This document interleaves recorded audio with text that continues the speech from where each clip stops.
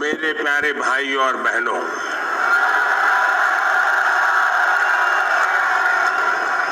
आज इस पावन अवसर पर भगवान देव नारायण जी का बुलावा आया और जब भगवान देवनारायण जी का बुलावा आए और कोई मौका छोड़ता है क्या? मैं भी हाजिर हो गया। और आप याद रखिए, ये कोई प्रधानमंत्री यहां नहीं आया है।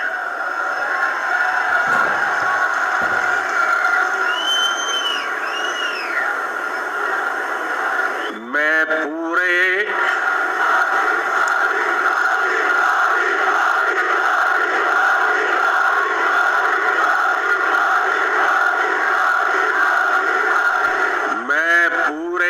भक्ति भाव से आप ही की तरह एक यात्री के रूप में आशीर्वाद लेने आया हूं।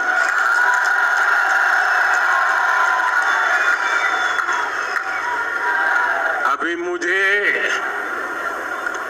यज्ञशाला में पूर्णाहुति देने का भी सौभाग्य मिला। मेरे लिए ये भी सौभाग्य का विषय है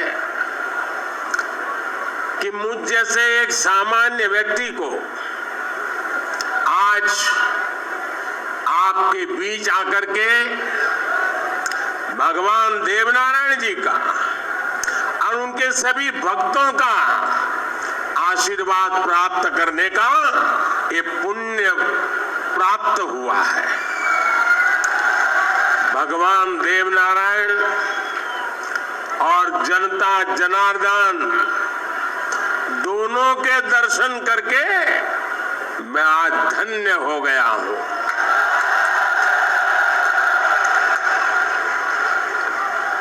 देश भर से यहाँ पधारे सभी श्रद्धालुओं की भांति मैं भगवान देवनारायण से अनवरत राष्ट्र सेवा के लिए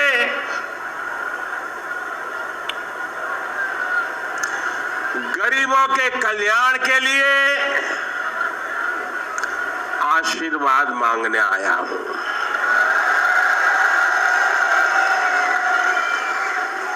साथियों, ये भगवान देवनारायण का 1111वां अवतरण दिवस है। सप्ताह भर से यहाँ इससे जुड़े समारोह चल रहे हैं।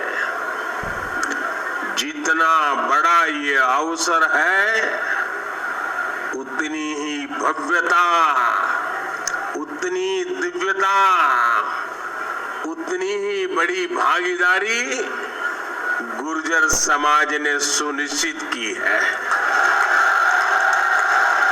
इसके लिए मैं आप सभी को बधाई देता हूं। समाज के प्रत्येक व्यक्ति के प्रयास की सराहना करता हूं। भाइयों और बहनों, भारत के हम लोग हजारों वर्षों पुराने अपने इतिहास, अपनी सभ्यता, अपनी संस्कृति पर गर्व करते हैं। दुनिया की अनेक सभ्यताएं समय के साथ समाप्त हो गई। परिवर्तनों के साथ खुद को ढाल नहीं पाई। भारत को भी भौगोलिक, सांस्कृतिक, सामाजिक और वैचारिक रूप से तोड़ने के बहुत प्रयास हुए, लेकिन भारत को ताकत समाप्त नहीं कर पाई। भारत सिर्फ एक भूभाग नहीं है, बल्कि हमारी सभ्यता की, संस्कृति की, सद्भावना की, संभावना की एक अभिव्यक्ति है। इसलिए आज भारत अपने वैभवशाली भविष्य की नींव रख रहा है और जानते हैं इसके पीछे सबसे बड़ी प्रेरणा, सबसे बड़ी शक्ति क्या है? किसकी शक्ति से, किसके आशीर्वाद से भारत अटल है, अजर है, अमर है। मेरे प्यारे भाई और बहनों, ये शक्ति हमारे समाज की शक्ति है। देश के कोटि कोटि जनों की शक्ति है। भारत की हजारों वर्षों की यात्रा में समाज शक्ति की बहुत बड़ी भूमिका रही है। हमारा ये सौभाग्य रहा है कि हर महत्वपूर्ण काल में हमारे समाज के भीतर से ही एक ऐसी ऊर्जा निकलती है जिसका प्रकाश सबको दिशा दिखाता है, सबका कल्याण करता है।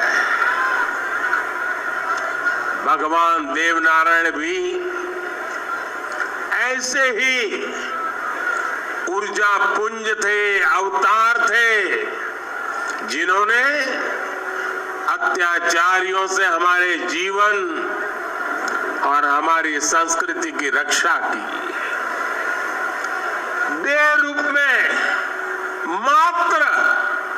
मात्र 31 वर्ष की आयु बिताकर जनमानस में अमर हो जाना सर्वसिद्ध अवतार के लिए ही संभव है।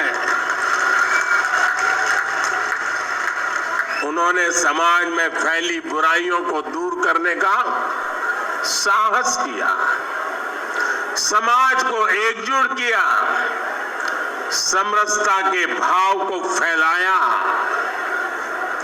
भगवान देवनारायण ने समाज के विभिन्न वर्गों को साथ जोड़कर आदर्श व्यवस्था कायम करने की दिशा में काम किया।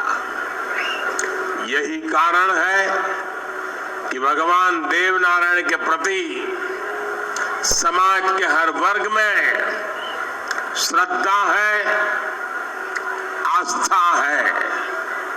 इसलिए भगवान देवनारायण आज भी लोक जीवन में परिवार के मुखिया की तरह है। उनके साथ परिवार का सुख दुख बांटा जाता है। भाई और बहनों, भगवान देवनारायण ने हमेशा सेवा और जन कल्याण को सर्वोच्चता दी। यही सीख, यही प्रेरणा लेकर हर श्रद्धालु यहां से जाता है। जिस परिवार से वे आते थे वहां उनके लिए कोई कमी नहीं थी, लेकिन सुख सुविधा के बजाय उन्होंने सेवा और जन कल्याण का कठिन मार्ग चुना। अपनी ऊर्जा का उपयोग भी उन्होंने प्राणी मात्र के कल्याण के लिए किया। भाई और बहनों, भला जी भला, देव भला।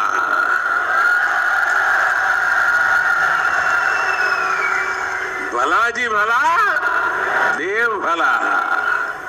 इसी उद्घोष में भले की कामना है, कल्याण की कामना है। भगवान देवनारायण ने जो रास्ता दिखाया है वो सबके साथ से सबके विकास का है। आज देश इसी रास्ते पर चल रहा है। बीते 8-9 वर्षों से देश समाज के हर उस वर्ग को सशक्त करने का प्रयास कर रहा है जो उपेक्षित रहा है, वंचित रहा है।